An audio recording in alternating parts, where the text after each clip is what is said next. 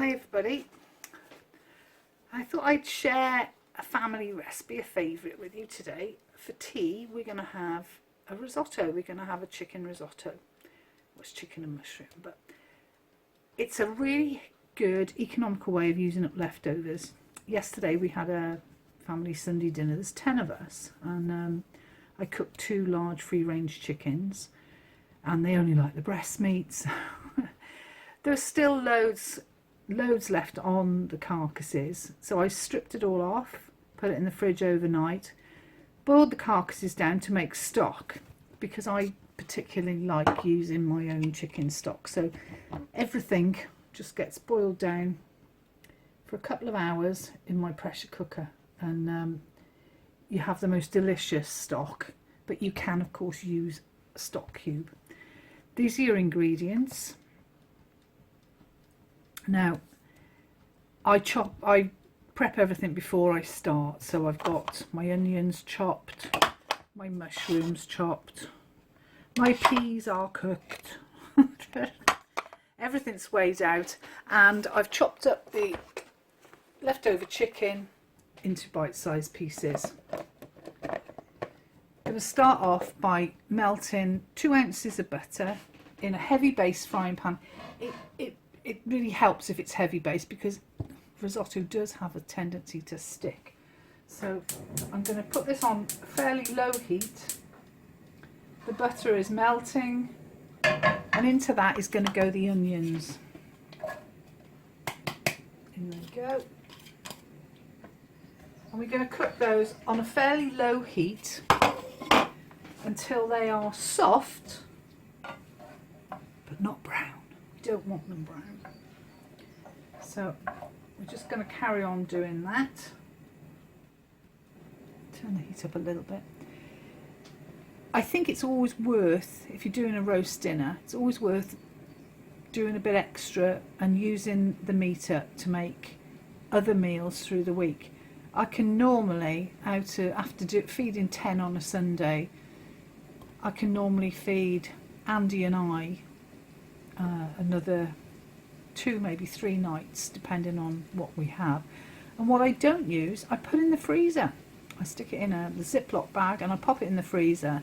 And then if I do want to make a quick risotto or a curry, it's there and it's really easy. So you save yourself time, effort and money. Money, of course, at the moment, very important. Now my onions are bubbling away. I don't know if you can see that. There they are, bubbly in the frying pan. I'm going to turn the heat down a little bit. It's a little bit too high. Like I said, I don't want them burnt. I cook on gas. It really doesn't matter for this. It's all on the stove top. You do need risotto rice. Ordinary long grain rice doesn't work quite the same. You don't get that lovely soft creamy consistency. Everybody's got a bit of a fear of risotto. They think it's a really difficult dish to get right, but this is not anything cordon bleu. It's really easy. You can just follow this recipe simply. Now, if you can see, my onions are now soft. They've gone clear, and into the onions I'm going to put the rice and the mushrooms. And I'm going to put the rice in first and give it a stir round, and we're going to just cook that gently until the rice becomes clear. Sorry.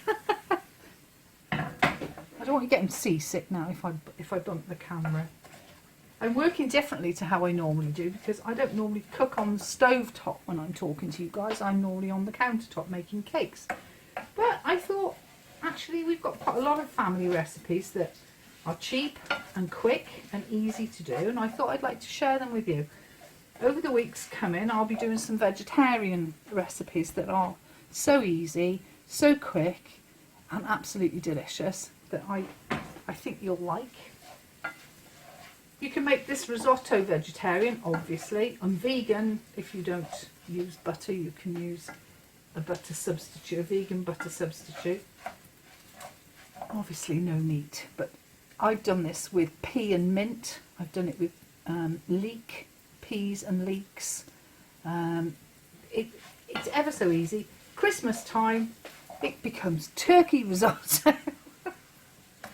And just as a little tip at Christmas times, just to do this up a little bit more, I do put a teaspoon or two of cranberry sauce. Now again, we've always got a bit of cranberry sauce left over. And I normally have some bread sauce left over, which I sometimes add instead of the cream at the end of this recipe. But I'm afraid the family were a little bit piggish yesterday and they didn't leave me a drop. So it will be a drop of cream going into this after. Now, if you can see, the rice is starting to absorb and starting to go a bit clearer. So I'm going to tip the mushrooms in so they can start off cooking. The rice will continue now to just cook down. And once the mushrooms are coated and they've started to cook nicely, we're going to add a couple of other ingredients. Just going to let that cook for a minute. Now the mushrooms have been cooking probably about 5 minutes now with the rice. So now it's time to add a splash of wine. That sizzle is burning off the alcohol, so it's not alcoholic. By the time this gets to be eaten, there's no alcohol left in it. It burns off. When I say a splash, I mean probably about 30-40 mils. If I've got a bit of wine left over from Sunday, that's what I use. I like to use white wine, or this was a pink wine actually, but that works perfectly well. Now we're going to put in about 1/2 to 3/4 of a pint of the stock. You can hear it sizzling.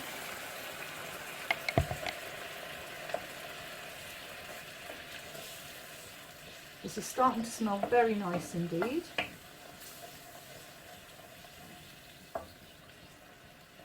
And we're going to cook that for about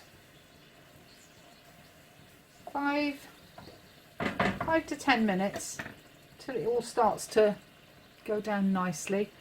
Stirring it occasionally, and when I'm not stirring, I'm going to put a pan on it.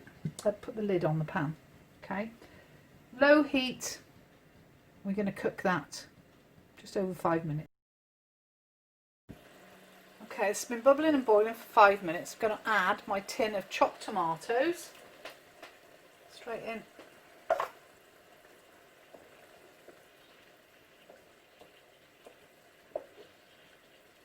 Mixing it round. It all looks very runny at the moment, but obviously the rice is going to soak up lots of this fluid. Well, most of it. Risotto should be not runny, but not a hard lump either. So the trick is not to add all your fluids at once, and just keep your eye on the consistency so you can add a bit as you go along. Right, we're going to give that another 5 minutes now with the tomatoes in, with the lid on.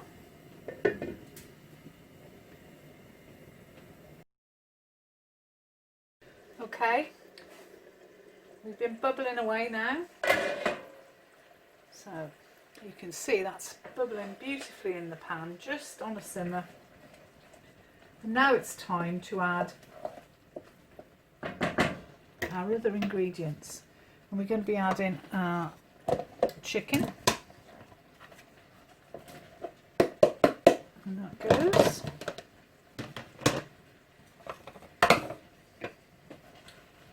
Stir it in.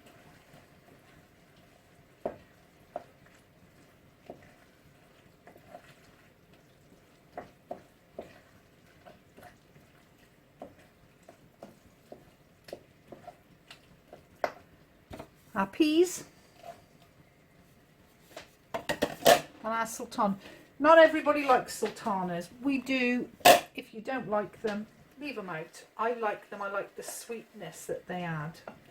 Now, can you see that as we're adding more and more ingredients and the rice is getting fatter and fatter, this is getting a lot less watery because the rice is now getting really quite fat and quite soft. So we're going to give this a big stir around, get everything mixed in, and I think we're going to have to add a little bit more of the stock.